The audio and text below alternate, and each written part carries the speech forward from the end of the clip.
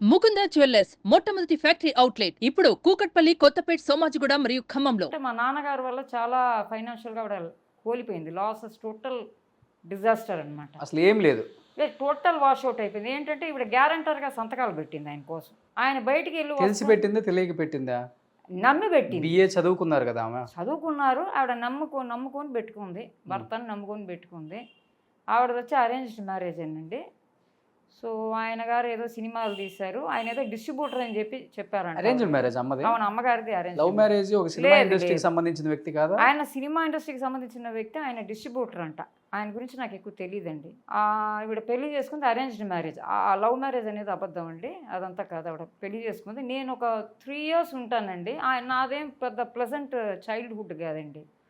ఆయన బాగా తాగేసి వచ్చి రోజు మా అమ్మగారిని కొట్టేవారు. ఒకసారి ఆయన కొట్టి ఇక్కడ 4 దగ్గర మొత్తం కట్ అయిపోయి 18 కుట్లు వేశారండి గిరిజ గారికి. ఇక్కడ నుంచి అక్కడ చిరిగిపోయి 18 కుట్లు వేశారు. అది నాకు గుర్తుంది. నేను బాగా చిన్న బిడ్డనండి అప్పుడు. డాడీని ఫస్ట్ ఫ్లోర్కి పైకి వెళ్తే ఆయన బాగా తాగి ఉన్నారు. ఒక్క తన్నుదండి నన్ను ఆయన కాల్తో. సో ఫస్ట్ ఫ్లోర్ నుంచి నేను డొల్లుకుంటా కిందకు వచ్చేసాను. నాకు అది మాత్రం మెమరీ ఉంది. దాని తర్వాత నేను ఆయన దగ్గరికి వెళ్ళనండి. డైలీ తాగేసి వచ్చేవారు. వచ్చి డైనింగ్ టేబుల్ మీద ఆయన చికెన్లు అన్నీ వండి పెట్టాలి, అన్నీ కాలుతో దంతాడు ఆయన. ఈ డైలీ రోజు ఇదే. టైంకి రాడు. మా డ్రైవర్ ఏమో పని మానేస్తాననేవాడు. ఆయన ఫ్రెండ్స్ని వేసుకొని తాగి డైలీ ఆ కార్ నిండా వాంతులు. ఎవరు పని చేస్తారండి? అమ్మగారు చాలా మెంటలీ సఫర్ అయ్యారు. ఆయన ఏయో లోన్లు చేసి సినిమాలు తీస్తానని చెప్పి ఈవిడ గారు సంతకాలు పెట్టేసి బయటికి వెళ్ళి వస్తానని చెప్పి వెళ్ళిన మనిషి అండి ఆవిడ. ఆయన గారు మళ్ళీ రాలేదు ఆయన. దాంతో మా అమ్మని వదిలి వెళ్ళిపోయాడు. ఈవిడ అప్పుల్లో మునిగిపోయి అప్పులు తీర్చుకోలేక చాలా ప్రాపర్టీస్ పోయినాయి. అప్పటికి మమ్మీ యాక్ట్ చేయట్లా. మళ్ళీ ఆవిడ యాక్టింగ్ క్యారియర్కి వచ్చాక క్యారెక్టర్ రోల్స్ ఆవిడ చేసింది. దాని తర్వాత అది ఆర్థికంగా ఇబ్బందులు మళ్ళీ క్యారెక్టర్ రోల్స్ చేసింది. పెద్ద దెబ్బ అయిపోయింది మమ్మీకి లైఫ్. సో అంత పెద్ద కోట ఒక్కసారి వదిలి వచ్చేటప్పుడు అమ్మగారి ఫీలింగ్ ఏంటండి అసలుకి? నౌకర్లు, కార్లు, అసలు ఏంటి, అసలు ఎలాంటి వైభోగం చూసారు అమ్మ? మీరు ఎలాంటి ఇంట్లో ఉన్నారు అసలుకి? ఒక్క ప్రాపర్టీ కాదండి, నాకు తెలిసే ఒక 3-4 ప్రాపర్టీస్ పోయినాయి అండి. Not only 1 property. ఆవిడ చాలా పెద్ద దెబ్బతంది ఆవిడ ఫైనాన్షియల్గా. ఈ రోజు నుండి ఒక 500 కోట్లు ఉంటాయా? 500 కోట్లు ఉంటుంది, అంత పోవండి. మిగతా ప్రాపర్టీస్ లేదు, it won't go 500 crores. Lands కానీ లేదు, అంత పోవండి. ఒక 200 crores.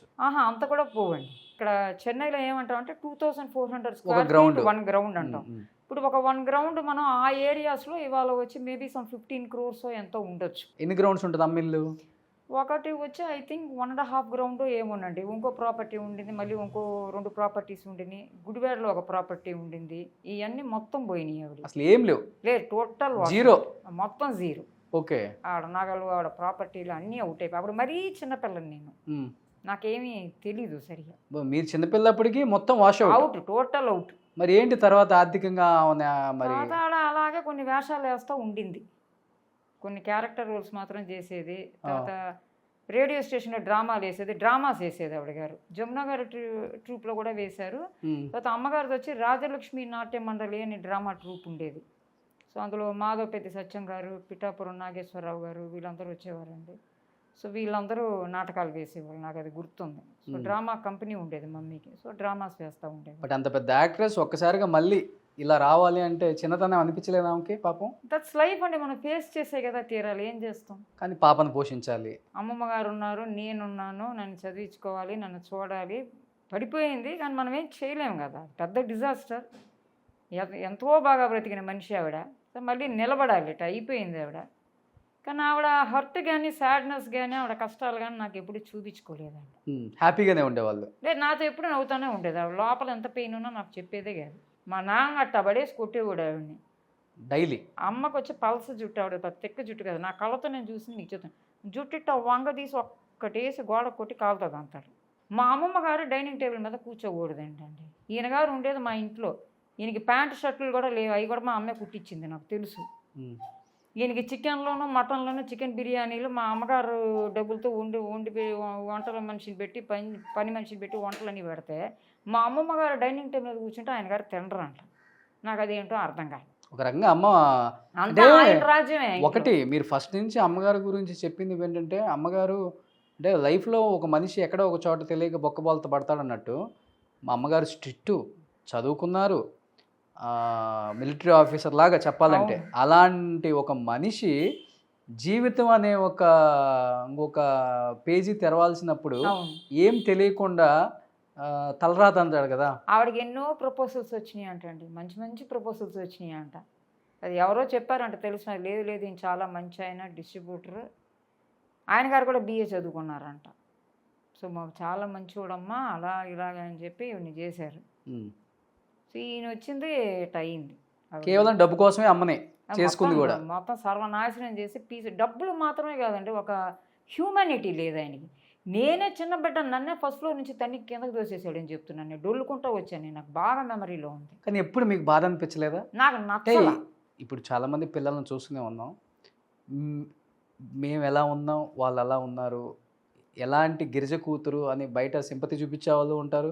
తెలుసు కదా, బయట ఉంటుంది కదా, సమాజం అనేది ఒకటి ఉంది. నేబర్స్, మా పక్కింట్లో ఒక ఆవిడ ఉంది, ఆవిడ అనేది మా అమ్మ దగ్గర, ఆ బిడ్డకి ఎంత అన్హెల్దీ చైల్డ్హుడ్, ఇదంతా ఎఫెక్ట్ అవుతుంది, నువ్వెందుకు ఇవన్నీ పడుతున్నావు ఆ మనిషితో, నువ్వు డైవోర్స్ ఇయ్యి, కావాలంటే మేము హెల్ప్ చేస్తాం, ఎందుకమ్మా అలా కష్టాలు పడుతున్నావు, ఆ బిడ్డకి ఎఫెక్ట్ అవుద్ది కదా అని చెప్పి ఎంతో ఆ మనిషిని ఎంతో అడ్జస్ట్ చేసుకుందండి మమ్మీ. ఆ మనిషి మారడు, మారే టైప్ కాదు. ఓకే, ఆయనది రూపాయి లేదు, ఫైనాన్షియలీ డిపెండెంట్ మా అమ్మ మీద. ఆయన చేసే బాసింగ్ ఇంట్లో చూడాలి, అంతా ఆయన రాజ్యమే. బట్ అమ్మ ఎదురు చెప్పరు, నోరు ఎత్తిందంటే కొడతాడు బడేసి, అట్టా కొట్టేవాడు, బ్లడ్ వచ్చేటట్టు, రోజు కొట్టడమే పని, ఇదే పని. పడ్డారు పడ్డారు పడ్డారు, సంతోషమే లేదు ఆ ఇంట్లో, హ్యాపీనెస్సే లేదు. ఒకరోజు కూడా మా అమ్మని నవ్వుతా నేను చూడాలి, రోజు ఏడిపోయి. బట్ పెళ్ళి అయిన తర్వాత సినిమాల్లో కూడా యాక్ట్ చేయలేరు కదా. ఆవిడ మానేసి, ఆవిడ ఏంటంటే హ్యాపీగా సెటిల్ అయిపోదాం, ఈ మనిషి మంచివాడని ఆవిడ అనుకో, అదేలే ఏదో కోరిక, మనం సెటిల్ అవుదాం, బిడ్డను కనుక్కో మనం హ్యాపీగా సెటిల్ అవుతాం. ఇలాంటి ఒక మనిషి వస్తాడని ఆవిడ ఎక్స్పెక్ట్ చేయలేదు కండి. ఎవరు అనుకోరు కదండి, జీవితం పతనం అవ్వాలని ఎవరు మ్యారేజ్ చేసుకోరు కదా, అమ్మగారే కదా వాళ్ళు మంచి వాళ్ళకి వస్తారు, బాగుంటారు. చిన్న చిన్న ప్రాబ్లమ్స్ ఏ ఇంట్లో అయినా ఉంటాయి, లేకుండా ఉండవు. కానీ ఇలాగా దారుణం ఇది, రక్తాలు వచ్చేటట్టు కొట్టి కనబడిన తన్ని కిందకి దూసేసి మళ్ళీ రాలా. 3 years బేబీ ఎప్పుడు వదిలి వెళ్ళిపోయాడు ఇంట్లో, నాకు డీటెయిల్స్ కరెక్ట్గా తెలియదు, వెళ్ళిపోయాడు. అప్పుల్లో లేకబడుతున్నారు, అప్పుల్లో ముంచి వెళ్ళిపోయాడు, మళ్ళీ రాలా, ఫోన్ చేయలే, ఏమీ లేదు. దాంతో కట్టు. దాని తర్వాత ఏమైందంటే 95లో మా అమ్మమ్మ ముందు పోయారండి, మందిర అపార్ట్మెంట్లోనే పోయారు. నేను చెప్పాను కదా ఇప్పుడు 6 monthsలో అమ్మగారు పోయారు. దీని తర్వాత కొన్ని మాసాల తర్వాత నాకు ఎవరో హైదరాబాద్ నుంచి ఎవరో ఫోన్ చేశారు. నా నంబర్ ఎలా దొరికిందో ఏమిటో తెలియదు. అమ్మ మీరు గిరిజ గారి పాపే కదా, అవును మీరు ఎవరండి అంటే ఏదో పేరు చెప్పారండి. చెప్పన్నారు, ఇలా ఆయన పోయారమ్మా మీరు వస్తారా అని అడిగారు మీ నాన్నగారు. ఇప్పుడు నేను రావట్లేదండి. ఏమ్మా నువ్వు రావా అని. నేను రావట్లేదండి, ఆయన గురించి నాకు మీరు ఫోన్లు చెయ్యొద్దు, నాకు మాట్లాడటం ఇష్టం లేదు, నా లైఫ్ ఏదో నేను చూసుకుంటున్నాను, ఆయనకి నాకు సంబంధం లేదు, దయచేసి ఫోన్ పెట్టేయండి అని చెప్పాను. మళ్ళీ నాకు ఎవరు ఫోన్ చేయాలి అంటే ఎంత కాదనుకున్న కన్న తండ్రి కదా, ఎందుకు అంత మాట అనాల్సి వచ్చిందంటే ఏదో ఉంటుంది కదా, బలమైన కారణం ఉంటుంది కదా. లేదండి, కంటే మాత్రం చాలదు కదా, తండ్రిలా బిహేవ్ చేయాలి కదా. చిన్న బిడ్డనే నువ్వు తాగేసి వచ్చి పైనుంచి నువ్వు కాలుతో తన్నేస్తావా? నువ్వేం ఎఫెక్షన్ చూపించావు నాకు, మా అమ్మకి ఏం ఎఫెక్షన్ చూపించావు, ఆవిడ జీవితాన్ని పతనం చేసి బారేసావు. నా కళ్ళ ముందే కదా నువ్వు బాటిల్ పెట్టి కొట్టి ఇవన్నీ చిట్లిపోయి 18 కుట్లు వేయించుకొచ్చింది మా అమ్మ, డైలీ కొట్టేదాను. ఎంత మెంటల్ హెరాస్మెంట్, ఎంత మెంటల్ ఏవో అని.